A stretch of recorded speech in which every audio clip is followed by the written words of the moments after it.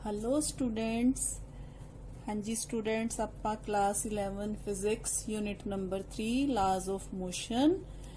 अज आपा बेटा अपना सेंट्रीपिटल फोर्स जड़ा टॉपिक है उन्होंने कंटिन्यू रखते हुए आपा सेंट्रीपिटल फोर्स नाल रिलेटेड कुछ एग्जांपल्स है जड़ियां वो करांगे। ठीक है, तो फर्स्ट एग्जांपल है बेटा तुहाडे कोल the centripetal force of 45 Newton is required to revolve a stone of mass 100 gram along a circular path of radius 50 centimeter. Find the constant speed of the stone.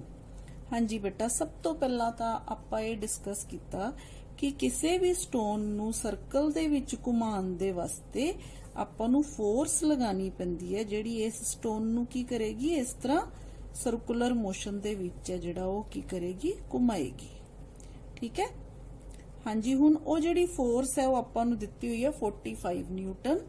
ਠੀਕ ਹੈ, ਤਾਂ ਸਟੋਨ ਦਾ ਜਿਹੜਾ ਮਾਸ ਹੈ ਉਹ ਆਪਾਂ ਨੂੰ ਦਿੱਤਾ ਹੋਇਆ 100 ਗ੍ਰਾਮ ਤੇ ਜਿਹੜੇ ਸਰਕਲ ਦੇ ਵਿੱਚ ਸਟੋਨ ਘੁੰਮ ਰਿਹਾ ਬੇਟਾ ਉਹਦਾ ਰੇਡੀਅਸ ਦਿੱਤਾ ਹੋਇਆ ਆਪਾਂ ਨੂੰ 50 centimetre.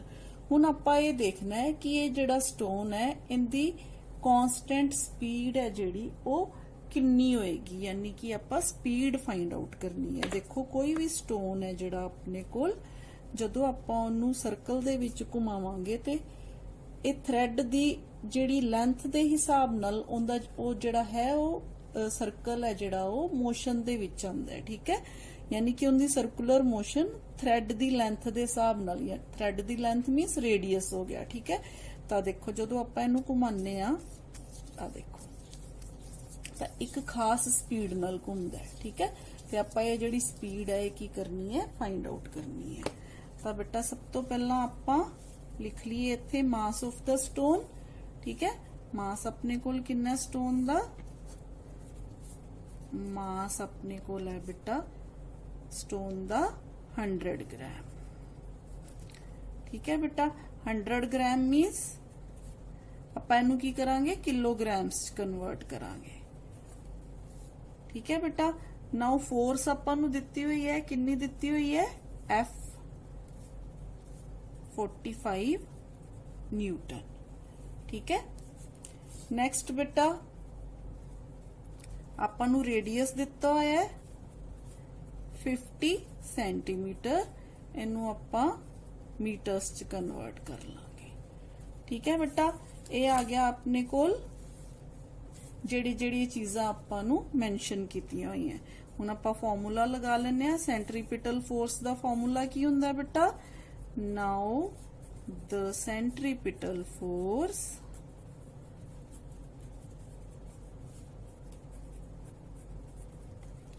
is F is equal to mv square by r। ठीक है बेटा, ਆਪਾਂ ਨੂੰ ਕੀ ਚਾਹੀਦਾ, ਆਪਾਂ ਨੂੰ ਚਾਹੀਦਾ ਵੈਲੋਸਿਟੀ ਯਾਨੀ ਕਿ ਕਾਂਸਟੈਂਟ ਸਪੀਡ ਚਾਹੀਦੀ, v ਚਾਹੀਦੀ ਹੈ ਆਪਾਂ ਨੂੰ। ਤਾਂ ਆਪਾਂ ਇਸ ਫਾਰਮੂਲੇ ਤੋਂ ਕਾਂਸਟੈਂਟ ਸਪੀਡ ਆਫ ਦਾ ਸਟੋਨ ਕੱਢ ਲਾਂਗੇ। ਕਾਂਸਟੈਂਟ ਸਪੀਡ ਆਫ ਦਾ ਸਟੋਨ कितनी हो जाएगी बेटा, V is equal to F R by M under root. ठीक है, तो हुण आपां सारी वैल्यूज पुट कर दिन्ने आं इहदे च। 45 इंटू 0.5 बाय 0.1। तो बेटा जदों आपां इहनूं सॉल्व करांगे अपने कोल आ गया 15 मीटर पर सैकेंड।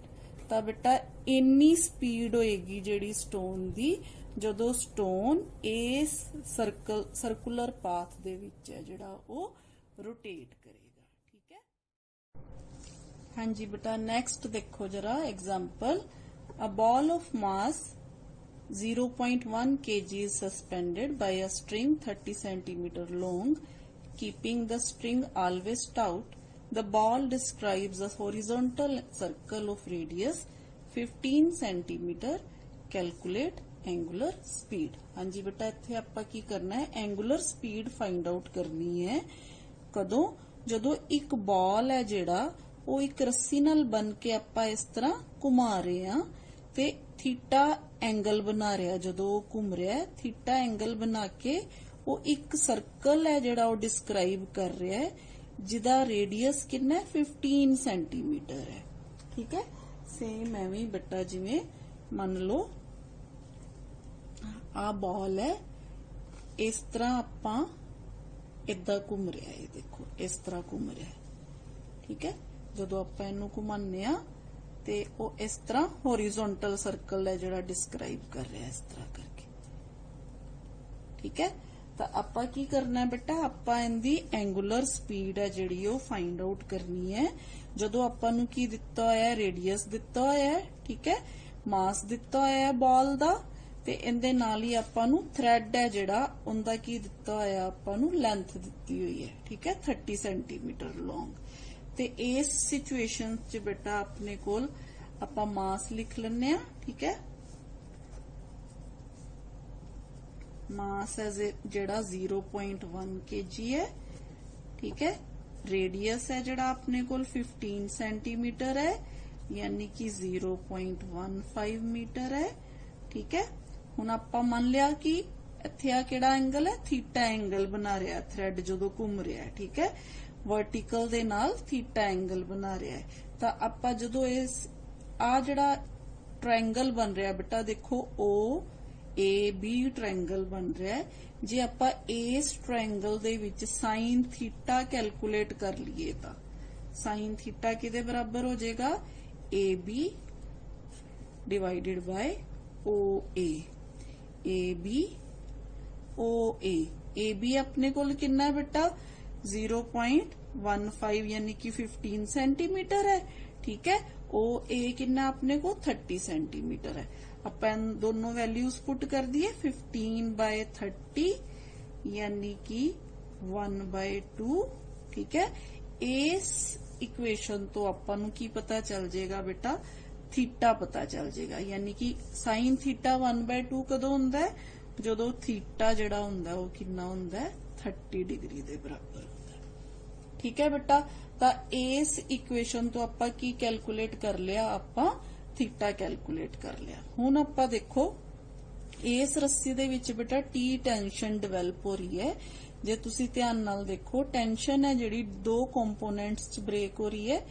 टी कॉस थीटा जिहड़ा कि वेट ऑफ द बॉल नू है जिहड़ा वो कर रहा है, कंपनसेट कर रहा है। ठीक है, ते टी साइन थीटा जिहड़ा की कर रहा है बेटा, सेंट्रीपिटल फोर्स प्रोवाइड कर रहा है इस सर्कुलर मोशन दे विच बॉल नू घुमाउण वास्ते। ठीक है, ये दोनों फोर्स दोनों जिहड़े हैगे है टेंशन दे कंपोनेंट्स है, एम जी नू ते M V square by R नू, यानी कि कर रहे हैं कंपनसेट कर रहे हैं। तो आपां इस इक्वेशन नू बेटा इस तरह लिख सकते हैं जी। बेटा देखो टी टेंशन है, T cos theta M G नू ते T sine theta M V square by R नू बैलेंस कर रहा है, यानी कि आपां ये दोनों इक्वेशन इदां लिख दियां, इक्वेशन 1 एंड इक्वेशन 2। हुण आपां की कीता बेटा, 2 वाली इक्वेशन है जिहड़ी ओनू आपां 1 नाल डिवाइड करता, डिवाइड करन नाल अपने कोल tan थीटा आ गया। ठीक है, आपां इस केस दे विच बेटा v दी वैल्यू है जिहड़ी r ओमेगा पुट कर ली। क्यों r ओमेगा पुट कर ली, क्योंकि आपां नू ओमेगा चाहिदा है। ठीक है, तो जदों आपां यूनीफॉर्म सर्कुलर मोशन करदे आ, आपां ए पिछे लैक्चर च आपां पढ़िया सी कि जिहड़ी वेलोसिटी है v किदे बराबर हुंदी, r ओमेगा दे बराबर हुंदी है। जदों आपां इत्थे v दी वैल्यू r ओमेगा पुट करांगे तो अपने कोल आ इक्वेशन है जिहड़ी ओ बन जाएगी। ठीक है, हुण आपां नू की चाहिदा बेटा, ओमेगा चाहिदा है। ओमेगा कैलकुलेट करन वास्ते आपां tangent theta is equal to R omega square by G आ गया। इत्थों आपां ओमेगा दी वैल्यू है जिहड़ी ओ कैलकुलेट कर ली, G tan theta by R. G दी वैल्यू पुट करती, tan 30 डिग्री, आर दी वैल्यू पुट करती। ठीक है, जदों आ सारियां वैल्यूज पुट करके बेटा आपां कैलकुलेट करांगे तो अपने कोल जिहड़ा आंसर है ओमेगा दा वो आ जाएगा बेटा 6.14 रेडियन पर सेकेंड। ठीक है,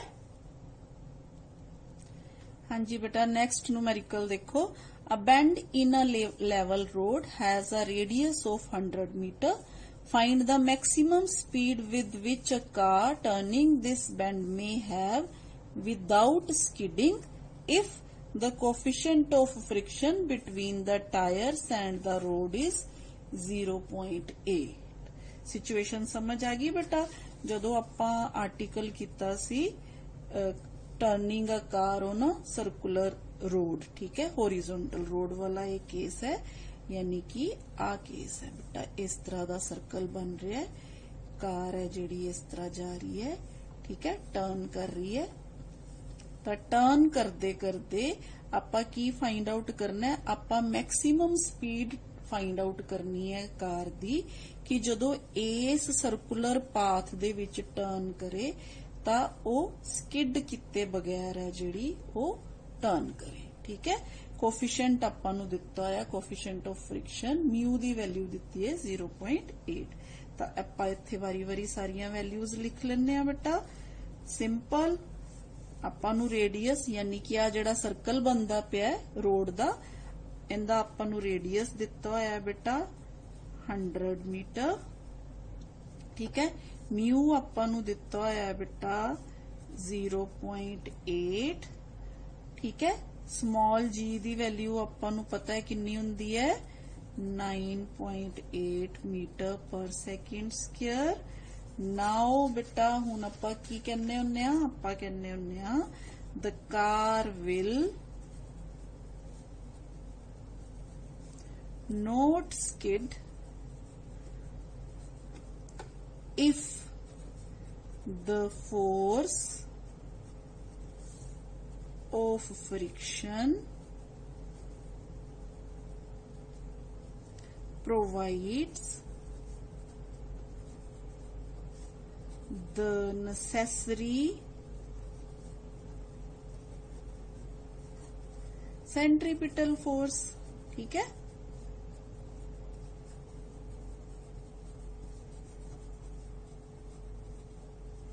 हाँ जी बेटा, याद है ना आपां की क्या आपां कहने जदों कार इस तरह टर्न करदी है ते जिहड़े कार दे व्हील्स हुंदे है ਉਹ ਕੀ ਕਰਦੇ ਹੈ फ्रिक्शन क्रिएट करदे, यानी कि कार बाहर ਨੂੰ ਜਾਂਦੀ है पर आ ਜਿਹੜੇ व्हील्स है ਇਹ ਕੀ ਕਰਦੇ है फ्रिक्शन क्रिएट करदे है, यानी कि ਜਿਹੜੀ फ्रिक्शनल फोर्स है ਉਹ किदे द्वारा प्रोवाइड की जाती है, इन्हां द्वारा की जाती है। ते जे ਇਹ वाली फोर्स है ਜਿਹੜੀ ਉਹ सेंट्रीपिटल फोर्स दे बराबर हो जे ਤਾਂ ਆਪਾਂ ਕੀ ਕਹਿੰਨੇ ਆ बेटा, ਆਪਾਂ ਕਹਿੰਨੇ ਆ ਜਿਹੜੀ ਕਾਰ है ਉਹ ਸਰਕਲ ਤੋਂ ਬਾਹਰ ਜਾਣ ਤੋਂ ਕੀ ਹੋ ਜਾਏਗੀ, ਬਚ ਜਾਏਗੀ, ठीक है। ਤਾਂ ਆਪਾਂ ਫਾਰਮੂਲਾ ਕਿਹੜਾ ਲਗਾਵਾਂਗੇ बेटा, ਆਪਣੇ ਕੋਲ ਫਾਰਮੂਲਾ ਹੁੰਦਾ ਹੈ, ठीक है, force F is equal to mu R ਹੁੰਦਾ ਨਾ, ਤੇ R ਦੀ ਜਗ੍ਹਾ ਤੇ ਆਪਾਂ ਕੀ ਲਗਾ ਲੈਣੇ ਹੁੰਨੇ ਆ mg। ਕਿਉਂ? ਕਿਉਂਕਿ weight ਹੈ ਜਿਹੜਾ ਕਾਰ ਦਾ mg ਤੇ R है ਜਿਹੜੇ ਉਹ ਇੱਕ ਦੂਸਰੇ ਨੂੰ बैलेंस कर रहे हैं, ठीक है। तो ਹੁਣ ਇਹ ਕਿਹਦੇ ਬਰਾਬਰ ਹੋਣਾ ਚਾਹੀਦਾ बेटा, mv maximum square by R which is formula for centripetal force, ठीक है। ਤਾਂ ਇੱਥੋਂ ਆਪਾਂ v maximum ਦੀ ਵੈਲਿਊ ਹੈ ਜਿਹੜੀ ਉਹ ਕੈਲਕੂਲੇਟ ਕਰ ਲਾਂਗੇ mu rg, ठीक है। ਆਪਾਂ ਵੈਲਿਊਜ਼ ਪੁੱਟ ਕਰ ਦਾਂਗੇ 0.8 into 100 into 9.8 under root ਤੇ ਆਪਣੇ ਕੋਲ ਵੈਲਿਊ ਆ ਗਈ 28 मीटर पर सेकंड। यानी कि जे कार इस रोड दे ऊपर 28 मीटर पर सेकंड दी स्पीड नाल जाएगी ਤਾਂ ਉਹ बिना स्किड किते की कर जाएगी, टर्न कर जाएगी, ठीक है जी बेटा। देखो हुण next numerical, a train has to negotiate a curve of 400 metre by how much should the outer rail be raised with respect to the inner rail for a speed of 48 km per hour. The distance between the rails is 1 meter, ठीक है। सब तो पहला तो बेटा situation समझो कि ये अपने कोल रेल दा ट्रैक है, ठीक है, टर्न कर रही है रेल ट्रैक दे ऊपर। ਤਾਂ ਹੁਣ ਕੀ ਹੈ ਜਦੋਂ ਟਰਨ ਕਰੇਗੀ ਤਾਂ ਕੀ ਹੈ ਬੇਟਾ ਇੱਕ ट्रैक ਦਾ ਇੱਧਰ ਵਾਲੀ ਸਾਈਡ ਹੁੰਦੀ ਹੈ ਇੱਕ ट्रैक ਦੀ ਆਊਟਰ ਸਾਈਡ ਹੁੰਦੀ ਹੈ ਠੀਕ ਹੈ। ਹੁਣ ਉਹ ਕਹਿ ਰਿਹਾ ਕਿ ਆਊਟਰ ਸਾਈਡ ਨੂੰ ਕੀ ਕੀਤਾ ਹੋਇਆ ਹੈ ਰੇਜ਼ ਕੀਤਾ ਹੋਇਆ ਹੈ ਮੰਨ ਲਓ ਇੱਥੋਂ ਤੱਕ ਰੇਜ਼ ਕਰਤਾ ਠੀਕ ਹੈ। ਤਾਂ ਆ ਸਿਚੁਏਸ਼ਨ ਆ ਗਈ ਬੇਟਾ दिस इज द सिचुएशन यानी कि आ जड़ा एंगल है इस एंगल ते बैंकिंग ऑफ ट्रैक आपां कीता सी ना बेटा तां इस एंगल ते जड़ा है ट्रैक है जड़ा वो इस आउटर साइड तो एच हाइट ते मान लो रेज कीता होया है ठीक है। तां आ जड़ी लेंथ है दोनों दे विचकार 1 मीटर है ठीक है। थीटा आ हाइट आ लेंथ ठीक। ਤਾਂ ਇਸ ਸਿਚੁਏਸ਼ਨ ਤੋਂ ਆਪਾਂ ਹੁਣ ਜਿਹੜਾ ਆਪਣਾ ਨੂਮੈਰੀਕਲ ਹੈ ਉਹ ਸੋਲਵ ਕਰ ਰਹੇ ਹਾਂ ਮਤਲਬ ਟ੍ਰੇਨ ਇਸ ਟਰੈਕ ਦੇ ਉੱਪਰ ਜਾ ਰਹੀ ਹੈ ਇਸ ਟਰੈਕ ਦੇ ਉੱਪਰ ਇਦਾਂ ਜਾ ਰਹੀ ਹੈ ਠੀਕ ਹੈ। ਤੇ ਆ ਆਊਟਰ ਸਾਈਡ ਹੈ ਆ ਇਨਰ ਸਾਈਡ ਹੈ ਟਰੈਕ ਦੀ ਠੀਕ ਹੈ। ਤਾਂ ਆਪਾਂ ਬੇਟਾ ਇੱਥੇ ਕੀ ਕਰਾਂਗੇ ਮੰਨ ਲਾਂਗੇ light h be the height through which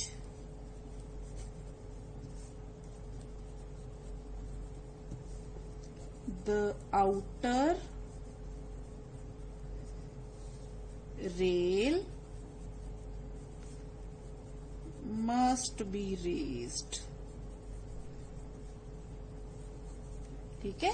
outer rail है जिहड़ी उन्होंने की किया होएगा must be raised with respect to the inner rail ठीक है।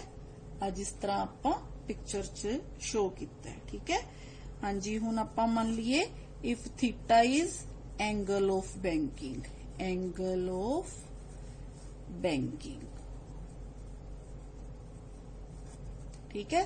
ਤਾਂ बेटा इस डायग्राम तो जे आपां साइन थीटा दी वैल्यू देखिए तो कितनी आएगी perpendicular divided by hypotenuse h divided by l।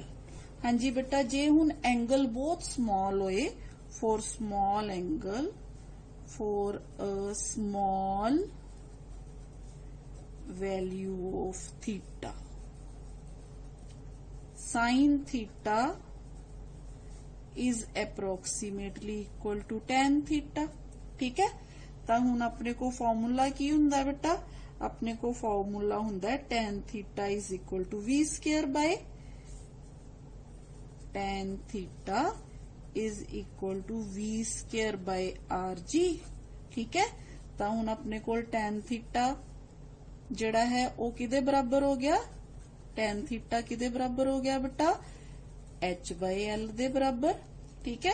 तो फिर इन्हां दोनों इक्वेशंस तो अपने कोल की इक्वेशन बन गई h by l is equal to v square by rg ठीक है v square by rg। तो आपां नूं चाहीदा की है बेटा इत्थों आपां नूं चाहीदा h चाहीदा ठीक है। हाँ जी बेटा आ देखो by how much should the outer rail be by how much should the outer rail be raised यानी कि h दी वैल्यू आपां फाइंड आउट करनी है। तो h किदे बराबर आ गया बेटा अपने कोल v square by l by r into g। हुण अपने कोल सारियां वैल्यूज हैगियां बेटा ठीक है।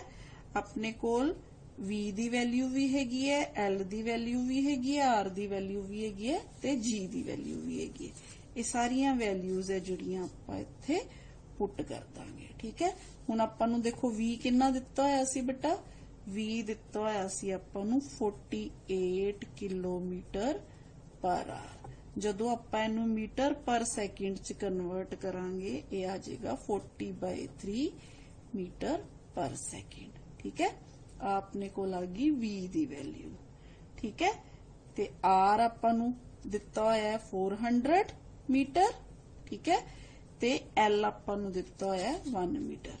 ਤਾਂ ਕਰ ਦੋ ਸਾਰੀਆਂ ਵੈਲਿਊਜ਼ ਪੁੱਟ ਇਹਦੇ ਚ, ਠੀਕ ਹੈ। 40/3 square into 1/400 into 9.8, ठीक है। तो अपने कोल जिहड़ी बेटा कैलकुलेट करके वैल्यू आ गई 0.0454 मीटर, यानी कि इन्नी हाइट ते जिहड़ा आउटर रेल है उन्नू रेज किया जाना चाहिए ताकि जिहड़ी ट्रेन है वो बिना स्किड किते या बिना एक्सीडेंट तो है इस ट्रैक तो गुजर जाए, ठीक है बेटा। हाँ जी बेटा, ये तो असी अपने सेंट्रीपिटल फोर्स नाल रिलेटेड कुछ एग्जांपल्स, तो बाकी आपां नेक्स्ट लेक्चर च मिलांगे। अज लई इन्ना ही। थैंक यू बेटा।